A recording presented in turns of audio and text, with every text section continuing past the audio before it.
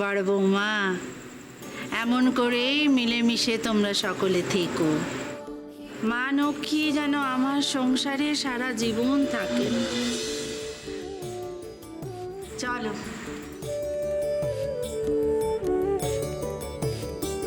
দীপ জ্বলে সাজে শাখ বাজে তোমার বাহনে, পুষ্প অর্ঘ্য দে মা তোমার চরণে, ও মা তোমার চরণে। যে বানারে পূজে তোমায়,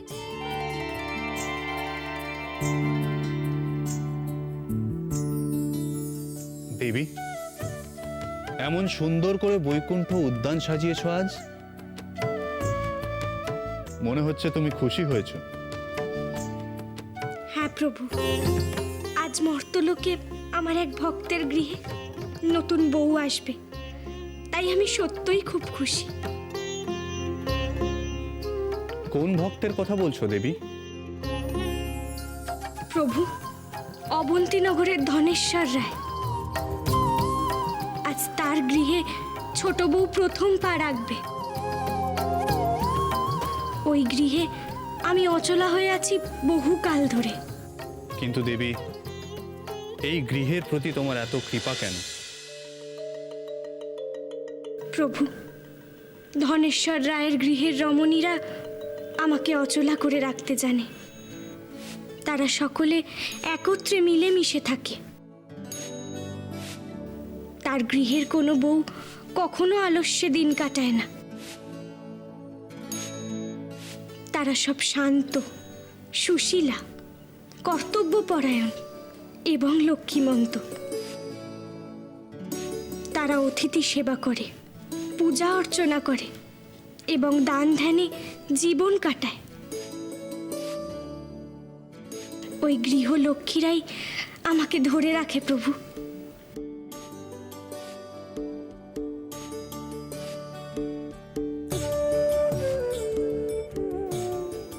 দেবী, ধনেশ্বর রায়ের গৃহে তোমার পূজা আরম্ভ হয়েছে। দেখো দেবী,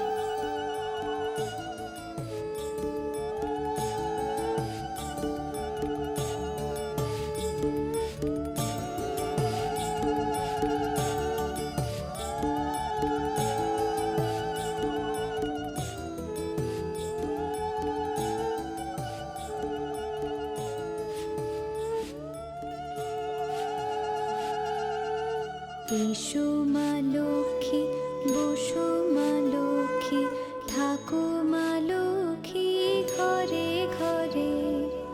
এসো মা লক্ষ্মী, বসো মা লক্ষ্মী, থাকো মা লক্ষ্মী ঘরে ঘরে। গাছে থাকা ফুল ফলার মাঠে সোনার ধান, ও মা গাছে থাকা ফুল ফলার মাঠে সোনার ধান। দুধে ভাতে বেঁচে থাক মা তোমার সন্তান, ও মা তোমার সন্তান। এসো মা লক্ষ্মী, বসো মা লক্ষ্মী, এসো মা লক্ষ্মী।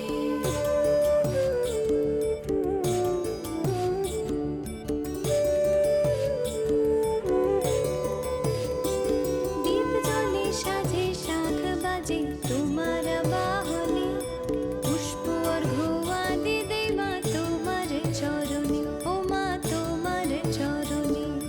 যে বানারে পূজে তোমায়, যে বাজন স্বরে, যে বানারে পূজে তোমায়, যে বাজন স্বরে।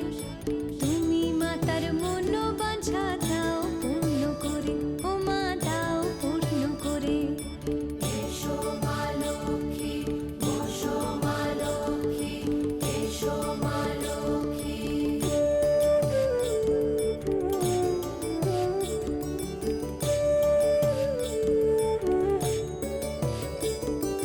পদ্মপলা সাক্ষী নামে গাও জয় জয়, দেবী মা লক্ষ্মী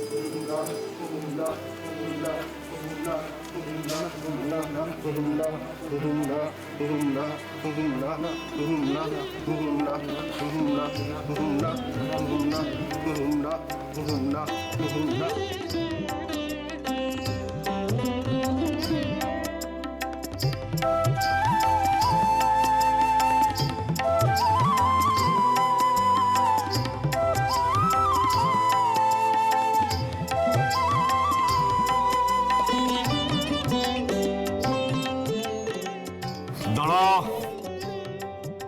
বড় খোকা, হ্যাঁ বাবা। এখনো অনেকটা পথ যেতে হবে।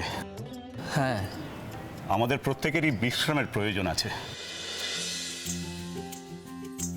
তাই বলছিলাম, অবন্তীনগরের বাইরে যে বড় পুকুরটা আছে, হ্যাঁ ওখানেই পালকিটা নামানোর ব্যবস্থা করো। ঠিক আছে, আমি বলছি বাবা। আমরা সামনে একটু দাঁড়াবো, ঠিক আছে?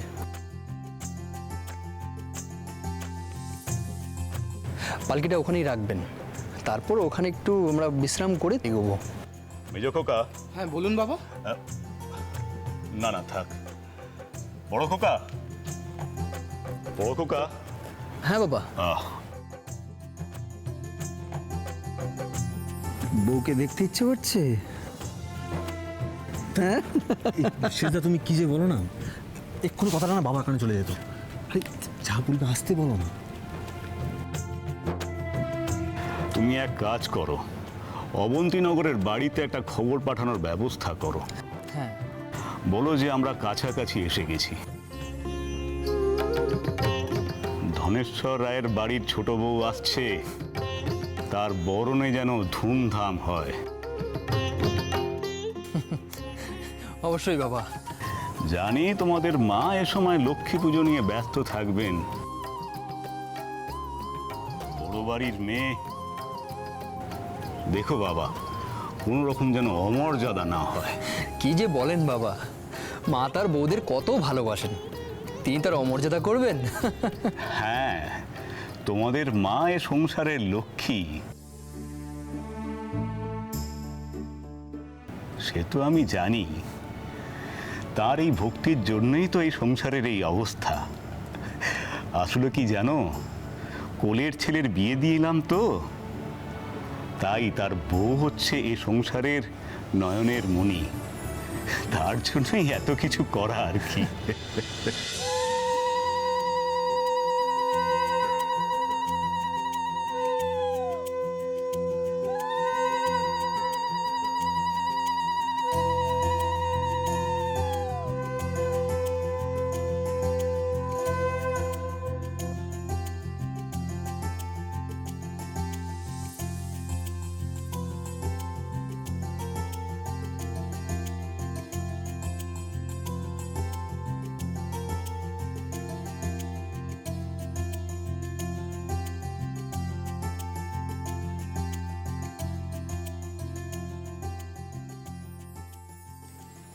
মাগো,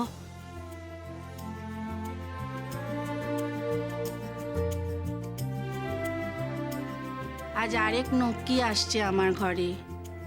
সেও যেন অন্য বউদের মতো নক্কি মন্ত হয় মা।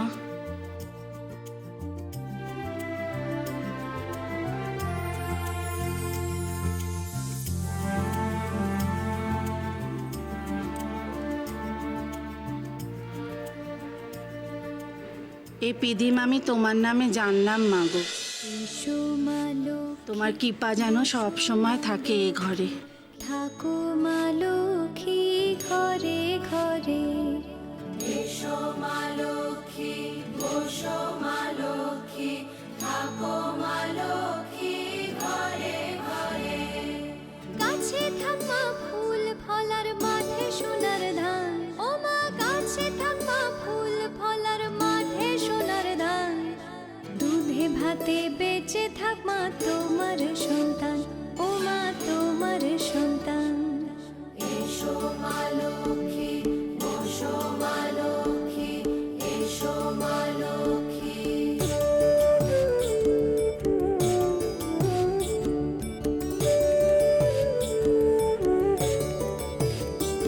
দীপ জ্বলে সাজে শাখ বাজে তোমার বাহনে, পুষ্প অর্ঘ্য আদি দেই মা তোমার চরণে, ও মা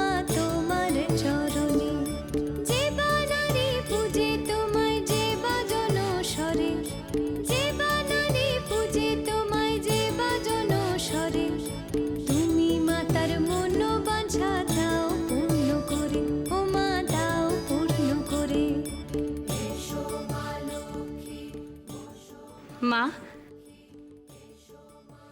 বরণডালা এবার মায়ের পায়ে ছুঁয়ে নেবেন নে? দাও মেজ বউ। হ্যাঁ মা।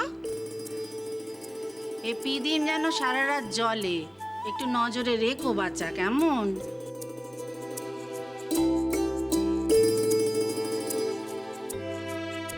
তুমি তো আবার সারাক্ষণ আনমনা থাকো, কিছুতে হুঁশ থাকেনি। পিদিম যেন না নেবে, সেদিকে হুঁশ রেখো। আচ্ছা মা।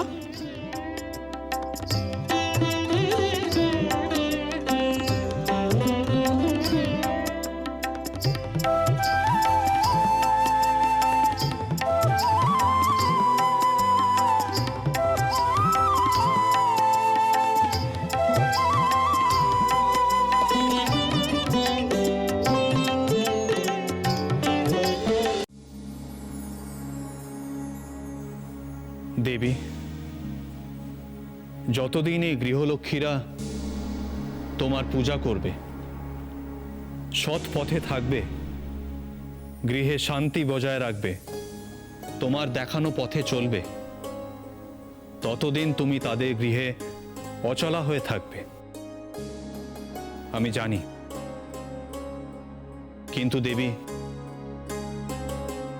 যদি কখনো তারা তোমার দেখানো পথে না চলে,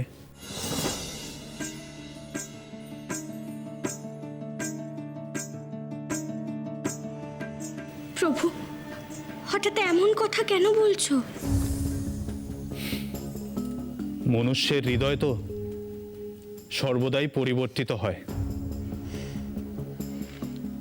প্রভু, ধনেশ্বর রায়ের গৃহে কখনোই কোনো কলহ, বিদ্বেষ, দ্বন্দ্ব বা অশান্তি প্রবেশ করতে পারবে না।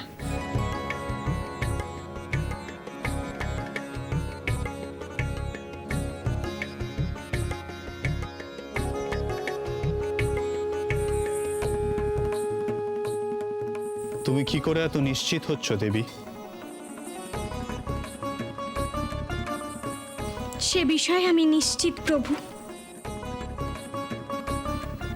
কারণ এই গৃহের গৃহলক্ষ্মী ধনেশ্বর রায়ের স্ত্রীর ভক্তি একেবারে নিখাত।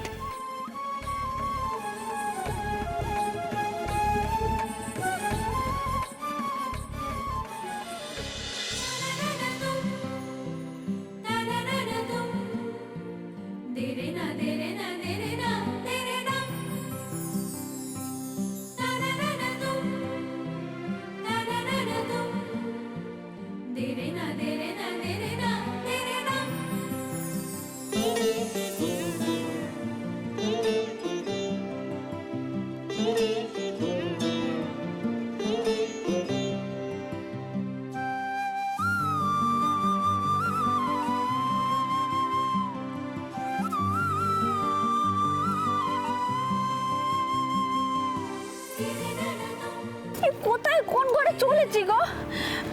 নতুন বউয়ের কোনো চিন্তা নেই, আর কাজের লোকেদের চিন্তা আছে। পালকি নামিয়ে কাজের লোকেদের বিশ্রাম দেওয়ার জন্য পাগল হয়ে উঠলেন আমার সৌর ঠাকুর। এদিকে আমি গরমে বসে বসে সেদ্ধ হয়ে গেলাম, পা আমার ধরে গেল গো। মরণ দশা, এই নাপিত বউটাই বা গেল কোথায়? উফ,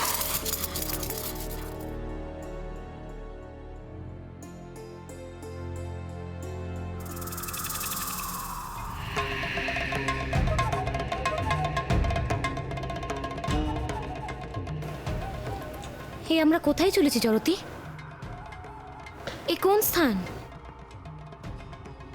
দেবী, আপনি যেখানে চলেছেন আমি তো সেখানেই চলেছি আপনার সঙ্গে।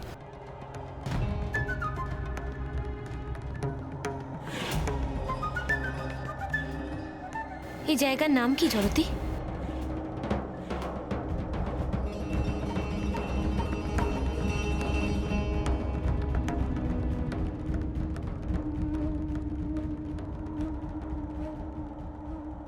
আমরা অবন্তীনগরের বাইরে আছি দেবী।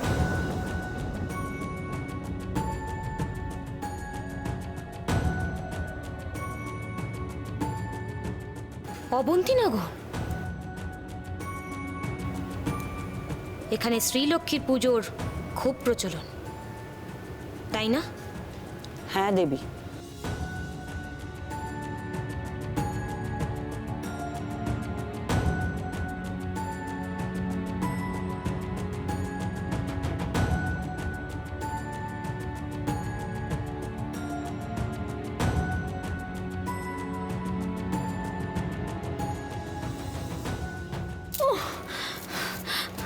আসুক আসুক ওই মুখ পুরি না পিতবো।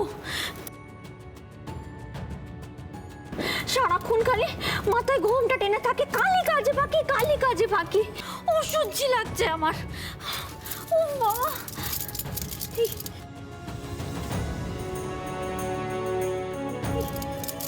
শোর বাড়ির লোক কি একটা নখে তাবিজ নাকি পরিয়েছে, কি লাগছে।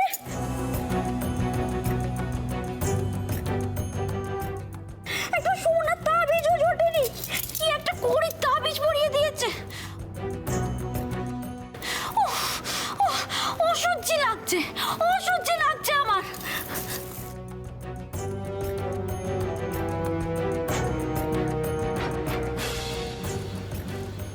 জড়তি, এ বধূর পরিচয় কি?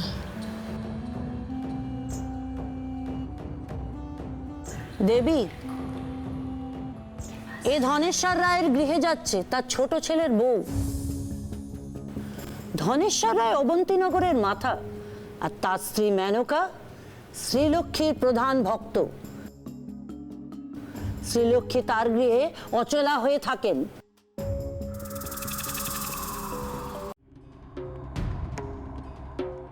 কি বললে জড়তি? ওই বধূ যে গৃহে যাচ্ছে সেখানে শ্রীলক্ষ্মীর প্রধান ভক্ত থাকে? আমার তো মর্তে আসা সার্থক হলো জড়তি। দেবী, শ্রীলক্ষ্মীর এমন পুজো করে ধনেশ্বরের স্ত্রী যে স্বর্গলোকেও শ্রীলক্ষ্মীর প্রতিপত্তি বেড়ে যায়, আর মর্তলোকের পূজা পাওয়াই তো দেবদেবীদের উদ্দেশ্য। আমি এখানে আসার উদ্দেশ্য পেয়ে গেলাম জড়তি। এবার আমি ধনেশ্বর রায় গৃহে গৃহদেবী রূপে প্রতিষ্ঠিত হব। তা কি করে সম্ভব দেবী? আপনাকে বরণ করে গৃহে না তুললে আপনি প্রবেশ করতে পারবেন না, আর ওখানে শ্রীলক্ষ্মী বিরাজ করে। জানি জড়তি, ওই যে বধূকে দেখছো, ও কিছুতেই লক্ষ্মীমন্ত হয়ে শ্রীলক্ষ্মীর পুজো করতে পারে না। আর শ্রীলক্ষ্মী যখন দেখবে সব গৃহলক্ষ্মীরা অলক্ষ্মীর দেখানো পথ অনুসরণ করছে, সে বিদায় নেবে। আমি ওই বধূর হাত ধরেই প্রবেশ করব লক্ষ্মীর সংসারে।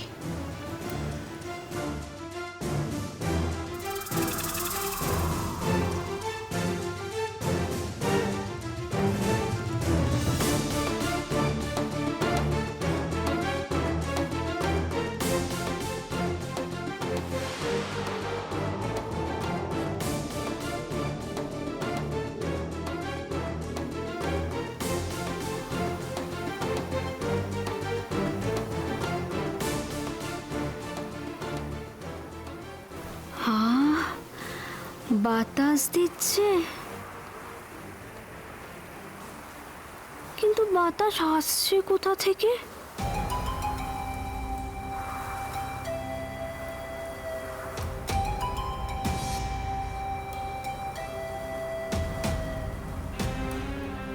গাছের পাতা নড়ছে না, অথচ আমার গায়ে বাতাস লাগছে।